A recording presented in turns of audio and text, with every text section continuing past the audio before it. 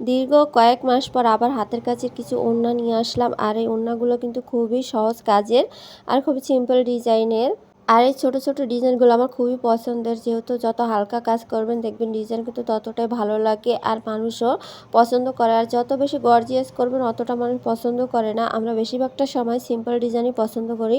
তো আপনারা এভাবে সিম্পল সিম্পল ডিজাইনের কাজ করবেন আর সুন্দর কালার কাপড় সবসময় বেছে নেবেন। আর আমি সবসময় সুতি কাপড়ের বদলে প্যাড কাপড়টাই পছন্দ করি। প্যাড কাপড়ে কাজ করতে আমার খুবই ভালো লাগে। আর যদি হয় সুন্দরী সুতা দিয়ে প্যাড কাপড়ের কাজ অনেক ভালো আসে, ফিনিশিংগুলো ভালো আসে। তো আর এই গোলাপি হলুদ ওড়নাটা আপনাদের কাছে কেমন লেগেছে? আর আমি দেখেন মিলিয়ে খুব সুন্দর একটা ফুল এঁকেছি, পাতা ফুল এভাবে করে সুন্দর একটা ফুলের তোড়াও বানিয়ে ফেলেছি। আর এই ওড়নাটার যে সাইডে কোনা কোনা দেখেন, আমাদের ভাষায় এটাকে বউ বলে। আর এটাও খুব সুন্দর লাগে ওড়নার সাইডে দিলে পাইরে।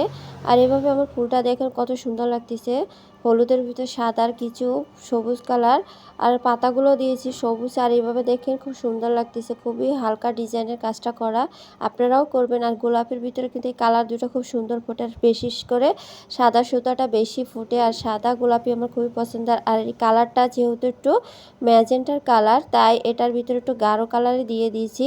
আর এর প্রথমে যে কালারটা দেখেছিলেন সাদার ভিতরে হালকা গোলাপি, ওই ডিজাইনটা আমার খুবই ভালো লাগে। আর ডিজাইনটা হলো লাকনো ডিজাইন। লাকনো ডিজাইন সবসময় মূল্যবান। আর এই ওড়নাটা আপনাদের কাছে কেমন লেগেছে অবশ্যই কমেন্ট করে জানিয়ে দিবেন। আর আপনারা কে কে কোন কাপড়ের উপরে ডিজাইন করতে পছন্দ করেন? আমি সবসময় বেছে নিই এই প্যাড কাপড়টাই।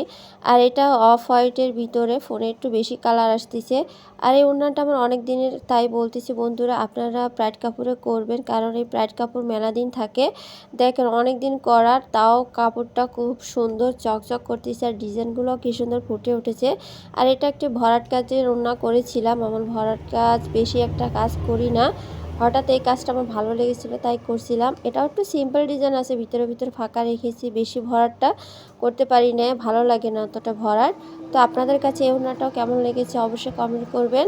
আর আমি এভাবে হাতের কাজের ডিজাইন করতে খুব ভালোবাসি, যদিও সবার মতো অত সুন্দর না, তবে আমি চেষ্টা করি আমার মতন করে খুব সুন্দর করে ফুটিয়ে তুলতে। আপনারাও কিছুটা আইডিয়া নেবেন এখান থেকে। তো আমি সবসময় চেষ্টা করি আপনাদের কথা চিন্তা করে কিছু কাজ করতে, যদিও এটা পুরাতন কাজ তবু আমি আপনাদেরকে দেখাচ্ছি, যেহেতু এটা অনেক আগে প্যাড কাপড়। দেখেন বন্ধুরা অনেক সুন্দর আছে কাপড়টা এখনও। আর কাপড় সবসময় কি করবেন, ভাজে ভাজে এর চেঞ্জ করে রাখবেন, এক এক সময় এক এক ভাজে কাপড়গুলো রাখবেন, একই ভাজে কাপড়গুলো রাখবেন না। আর প্যাড কাপড়ের সেক্ষেত্রে সমস্যা হয় না, প্যাড কাপড় যেভাবে রাখেন সেভাবেই সারা বছর চলে যায়, যুগ যুগ চলে যায়। আর এই কাজটা আমার খুবই পছন্দের ছিল, যদিও বেশি দিন পরি নেই, কারণ আমার তেমন একটা কোথাও যাওয়া হয় না। তো আপনাদের কাছে কেমন লেগেছে এই জিনিসগুলো অবশ্যই কমেন্ট করে জানিয়ে দেবেন।